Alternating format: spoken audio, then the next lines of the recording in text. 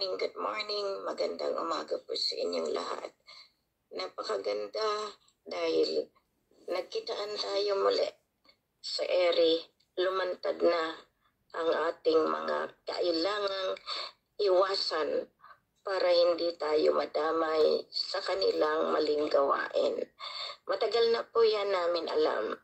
Sila rin po nagsasabi sa akin noon na merong mga ibang grupo na sasalungat at kakasuhan pa. Hindi nila alam na nakamonitor na tayo. So lahat iyan, pinapasasalamatan ko pa rin na mas mainam na lumabas na kasi sila rin ang nagharang ng pagpapalabas ng grasya. Ngayon, ako'y nagpapasalamat kung lahat kayo na gustong sumama sa kanila, umalis na kayo. Kasi ang sa akin, hindi ko na kayo pipigilan. Marami na akong luha na talagang ginugugol para na magbalik loob kayo sa Diyos.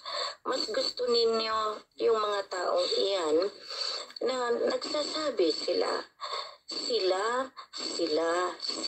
Maraming salamat. Bago sila pumunta sa atin, marami na silang grupong sinalihan. Marami ng collection methodology, paraanan. Gumawa sila ng mga collection nila sa ngalan ng King and Queen. Pero dati na sila nasa TVM, sa BBMI, doon sa mga deuterium, doon na sila. Ngayon nagtatanong kayo kung maamoy niyo ang pera. Bakit? Alam niyo ba kung sino-sino suportahan ko? Mahiya kayo. Bakit unahin ko kayo? Mahiya kayo. Dahil kayo, matagal na kayong nagkapera. Ngayon sabihin niyo sa akin, hindi ko kayo tinutulungan. Saan napupunta yung mga collection ninyo? Sa pangalan ng King and Queen? Pag nagpa-event kayo, alam ba ni Queen? Hindi. Nangungulekta kayo, diba? Pero wala akong sinasabi dahil binibigyan ko kayo ng pagkakataon makita yung pagkakamali niyo. Ngayon, inendorso ko kayo sa Mapilindo. Ngayon, gagawa kayo ng Mapilindo? Ng SIC niyo? Sa anong paraan? Sa anong motibo?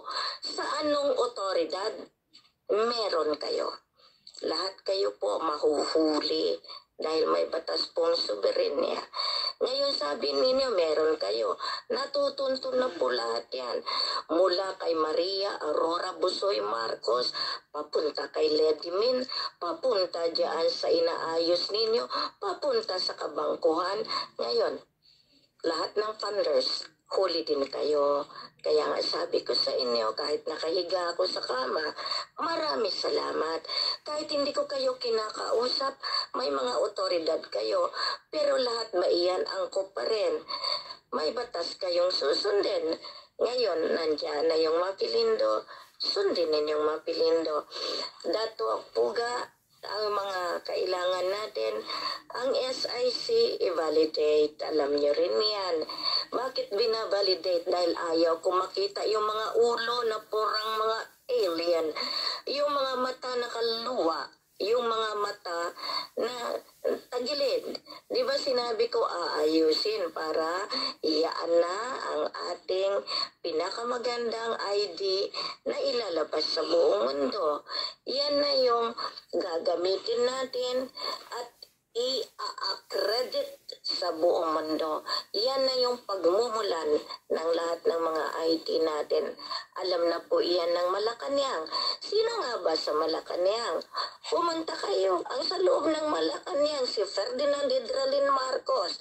Hindi si Ferdinand Romualdez Marcos. Alam niyo ba yan? Kayong mga nagki-claims, alam niyo ba yan? Kayong nasa kabinete, alam niyo ba yan? Kayong nasa Senado, Kongreso, alam niyo ba yan? Ngayon, pangalan sa pangalan, masaya ako. Sino nga bang kumuha ng pangalan ko?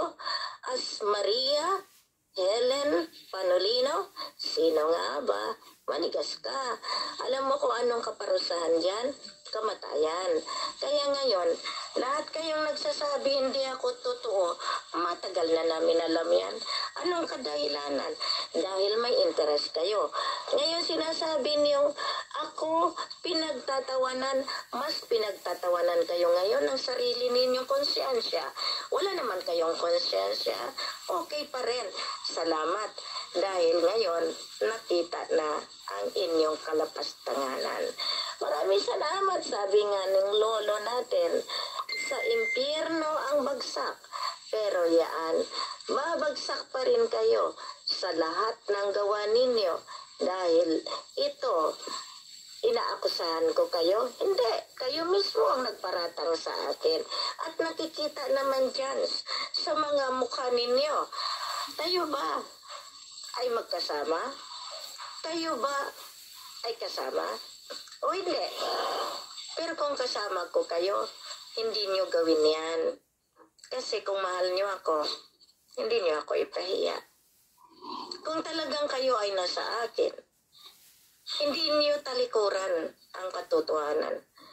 Pero, since na wala kayong tiwala, doon na lang kayo. Kung kayo ang nasa liwanag, magpakatotoo kayo. Bakit? Titingnan nyo nga yung mukha nyo. Titingnan nyo nga yung pag-uugali nyo. Titingnan nyo kaya yung pananamit nyo. Titingnan nyo kaya yung tinatawag. Kayo ba ay nakadamit na aayon doon sa tinatawag na kaliwanagan? Hindi ako ang huhusga. Sabi nga niya, magkinig ang may pandinig. Ang hindi niya naman alam, ang kanyang boss ay si Maria Busoy Marcos, Aka Marilyn Ramos, lahat ng inuutusan, lahat ng may pandinig, lahat ng nakikinig. Doon kayo sa liwanag na pinipresenta nila, doon sa katiwalian, doon sa pag-uugali, doon sa kanilang paraanan, doon na kayo. Sabi nga nila, kami ang nakasakandiliman at kami ang hindi makapagpalabas. Yung nakakaamoy ng aking suporta, maraming salamat at kayo ang nabubusog, hindi sila. Ngayon, alam ba nila kung sinong sinusuportahan ko mulat sa poll? Mapalad. Kasi kung kayong inuna ko, itraidorin niyo ako. Mas mapalad yung mga tao na pasimple lang na tinutulungan dahil hindi kailangan ipangalandakan kung ano yung binigay. Maraming salamat po sa inyo. Ito lang ang masabi ko. Hindi ako nang aakusa. Kayo ang may gawa. Binabalik ko lang sa inyo. Ni minsan hindi ko kayo sinabihan na kayo ang gagawa ng mga ID kung wala kayong ginagawa na maganda. Kasi performance. Ngayon, kayong mga nagsasalita dyan, salamat! Dahil mas kilalanin nyo kung sinong katunggali ninyo. Ngayon, alam nyo ba kung sino ang niloloko ninyo? Sarili ninyo. Ngayon, ako pa ang paratangan nyo. Mas maganda. Dahil lahat ng tao na sumuway sa katotohanan, may kalalagyan. Yan ang sabi ko nga. Galit kayo kay Lolo, galit kayo sa Lola, galit kayo kay Helena. Punong-puno kayo ng galit. Pero ang hindi nyo namalayan, ang galit na yan, ang magdadala sa inyo sa libingan. Marami nang namamatay na walang natatanggap. Naamoy nyo ang pera, nasa inyong pera. Kasi kayo ang nagkakapera. Ngayon, ayaw ninyo i-surrender dahil makikita ko ang mga itsura ng mga card na ginawa ninyo. Walang kalidad. Iyan ay kalapastanganan. Misrepresentation ng dahil lang magkapera kayo. Gawin ninyo.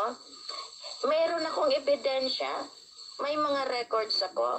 Kaya nga na-reject iyan. Dahil ang ginawa ninyo, pera. Hindi tulong. Hindi angkop doon sa kailanganin. Ngayon, alam nyo ba kung gaano kasakit yan? masakit sa masakit. Pero isa lang ang nakita ko dyan. Sumobra kayo sa inyong kinalalagyan. Nilapastangan at nilalamangan ninyo ang dapat nabibigyan. Pero hindi kayo nagtagumpay, kaya nananabla kayo. Ang pananabla ninyo, baka unahan kayo ng ibang tao. Kung sinasaktan nyo ng tuluyan si Queen, ang pera nakikita, ang tiwala kailanman. Pag nawala, walang-wala. Sinabi ninyo, habang buhay nyo akong suportahan, binigyan lang kayo ng pagsubok. Kumagat kayo. Ang taga Bulacan, pasensya. Ni minsan hindi ko naramdaman sa inyo ang tunay na suporta. Alam na namin na kayo ang kakalaban. Pero ang Bulacan na nasa hanay ng mga taong sumusuporta sa katotohanan, mas marami po sila. Mas marami po. Kaya huwag kayong magmalaki. Matagal na kayo binabantayan ng batas ng Pilipinas. Nililito kayo ng inyong sari-sarili. Ni minsan hindi ako sumalungat sa batas.